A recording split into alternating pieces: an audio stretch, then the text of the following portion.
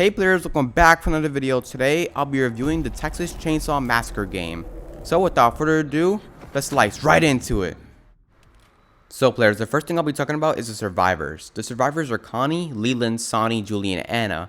Connie's really good at opening doors, and she's more of a locksmith kind of character. She's really good at opening toolboxes silently and picking up bone scraps quickly and silently at the same time.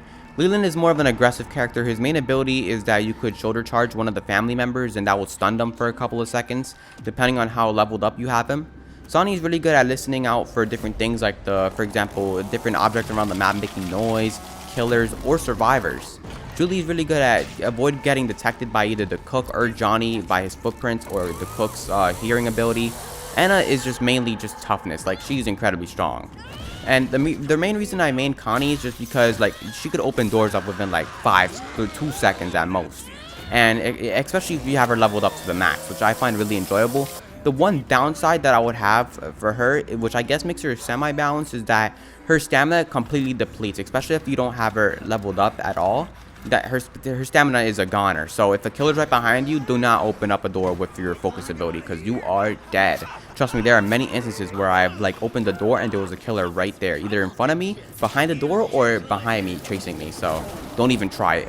Leland is also really good. I don't really see any downsides with him. The one thing is that he is oh so loud. Like he is really loud. Like he could like you could only tap square or X 3 times and you're about to get heard. Like you're about to make noise. That's the one downside, but he is incredibly strong and is really tough. So I think that you guys should go with this guy if you are like an aggressive kind of player.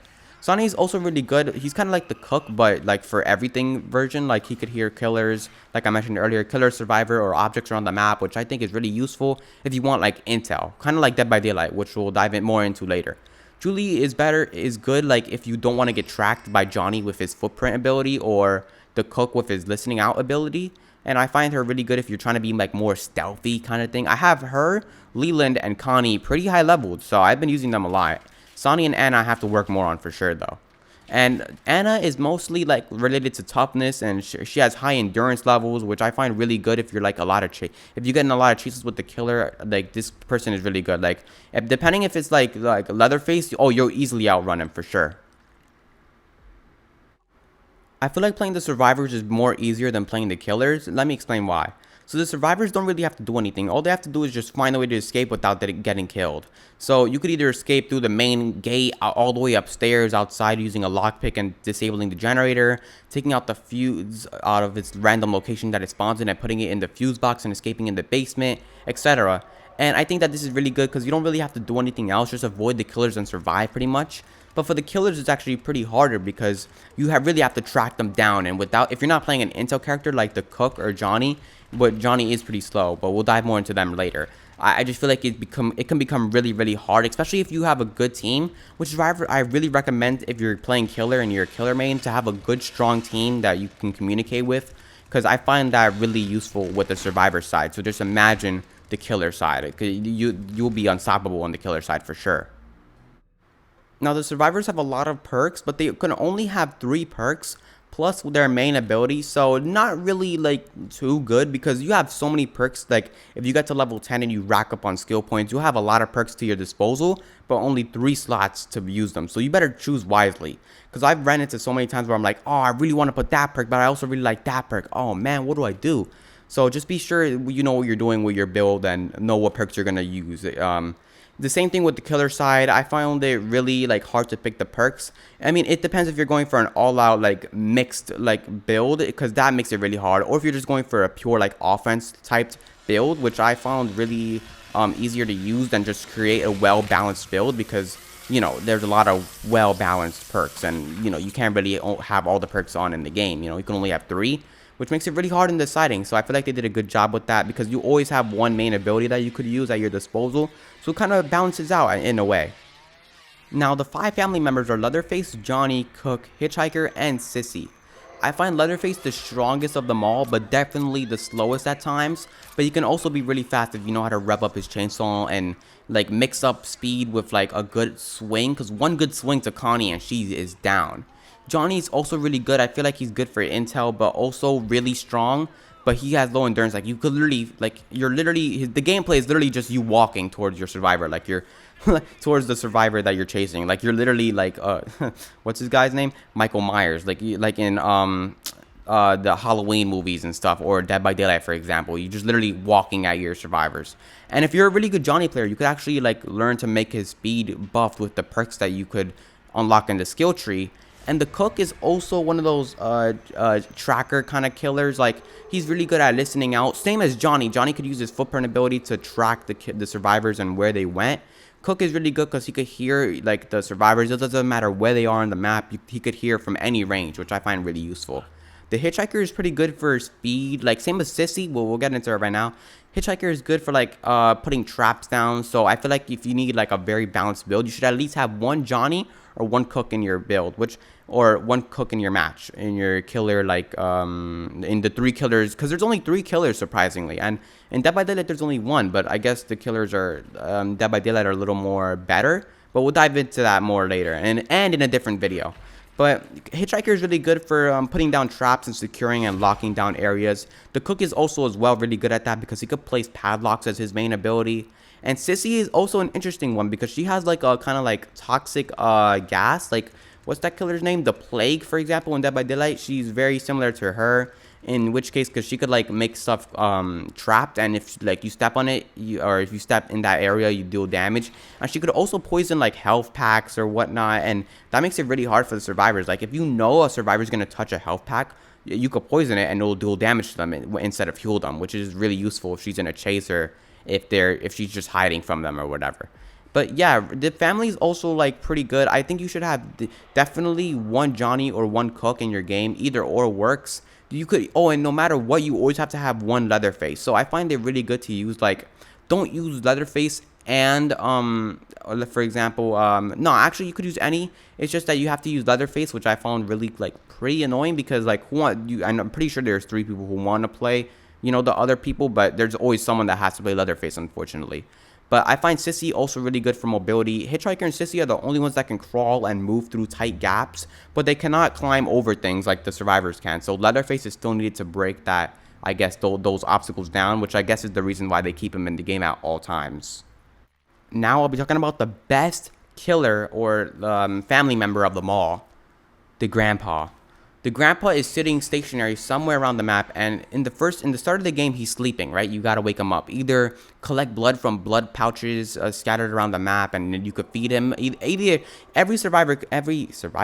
Every killer can feed the Grandpa, which is really useful. So if you could wake him up before the survivors get out of the basement, that's really good. And if you deal damage with any of the 4 or 5 family members, you could get blood, and you could instantly go feed him if he's hungry. And if at level 5, the Grandpa is so OP. You could literally hear, like when he yells, like his sonar ability, he goes like, that was a bad example, but once he makes that noise, all survivors, no matter if they're standing still or running, he could see them. So he could pretty much see all survivors in the map at level 5, no matter what they're doing, which I found really, really useful as a killer. But I also found really annoying as a survivor because, like, oh my god, there's no way he's at level 5 right now already. And, like, there's literally nothing you could do, like, because you have to stand still as a survivor to avoid detection from Grandpa. And the way you could demote his, like, progress or his levels, I guess, is by stabbing him and making him immobile. But you also get revealed because once you go, like, in his radius, he could, like, yell, or, like, not yell, but make a noise. And every killer on the map, every 3 killers all 3 can like see your aura on the map, which is like also pretty terrifying, but also really good at the same time. But because if you're gonna have to silence him at one point and make him immobile, because once he gets to level 5, he becomes really OP. Especially if there's all 4 survivors left and they're still in the basement, it could be a really bad time for them. The maps you can play on in the Texas Chainsaw Massacre game are the Slaughterhouse, the Family House, which is my favorite, and the gas station. And they all have different night variants for each other. But let me tell you, you guys want to be on the daytime variant, because if you're on the nighttime variant, it could be so hard to see anything once you get outside, because the basement, it stays the same always. And in the house, it's just a little darker. But when you get outside, you could like, it's like pitch, it's like really dark. They did a really amazing job at making the nighttime feel like the nighttime, you know what I mean? But I really love the family house because it's so simple yet so like complex at the same time, because like the killers, if they work really in sync with each other, they can really lock up the house and make it nearly impossible to escape it. Plus even get outside. Like if the, let's say, hitchhiker traps up the generator so you can't break it and get out through the main gate, it just makes it really impossible for the survivors. But I feel like in every map the killers can win. It's not like I feel like they're harder to play than the survivors for sure. It doesn't matter what map, as long as you have a strong killer team, there's pretty much nothing the survivors can do. Now guys, something I'm really happy and excited to say is that the in-game cosmetics do not require microtransactions to purchase. Let me get a round of applause for the amazing developers to come up with that brilliant idea. They listened to us and all the different games, and all you need to do to get different cosmetics is literally play as the survivor or killer that you want to unlock that certain cosmetic for. Like I remember unlocking like Connie's fall outfit just for playing as her like 5 times, which I found really like unique, because no game, what game, guys, come on, what game does like makes you able to unlock all the cosmetics in it? The only thing that's purchasable is another execution pack, which is around $6 USD. But you do not really need that. But the cosmetics make it really good that you don't need to purchase them with microtransactions, and I'm pretty sure a lot of you are happy with that too. So let's say and it's just amazing, because you really do not need to spend a single dime after you purchase the full game, which I found really good, because I'm like, oh yes, now I don't have to deal with microtransactions to get what I want. Perfect. Guys, I just gotta give you one last tip. One, avoid the chickens and the bone chimes, because once you run through them, like you can't even walk through them standing. You have to literally crouch through them. And the chicken, there literally is no escape for the chicken. He'll automatically start making noise, and you're gonna have to kill him if you have a bone scrap on you, because they become really annoying after a while. I remembered so many times where I just ran into a chicken on accident and he started like making noise, and then all the family members pulled up on me at once. But yes, guys, I bet you're wondering, what is my final opinion on this game? Well, I really love playing this game. Like, I gotta give it like a solid 9.5 out of 10, just because the killers are like a little hard to play, but that might be a skill issue on my part. Oh my god. But yeah, it might be a skill issue on my part, but I definitely enjoy playing as both sides. Like I said earlier, the family house is just, you could have fun playing on both sides, the survivor side or killer side on the family house. It does not matter what variant. It's just really fun on the family house. But the slaughterhouse is fun as well. The gas station, it's all fun, guys. Don't worry. Now, I really recommend you guys to get this game, and I will soon be making a video on Dead by Daylight versus the Texas Chainsaw Massacre comparison, because I feel like they got a little bit of the inspiration from some of the features, like the perks and the maps or whatnot.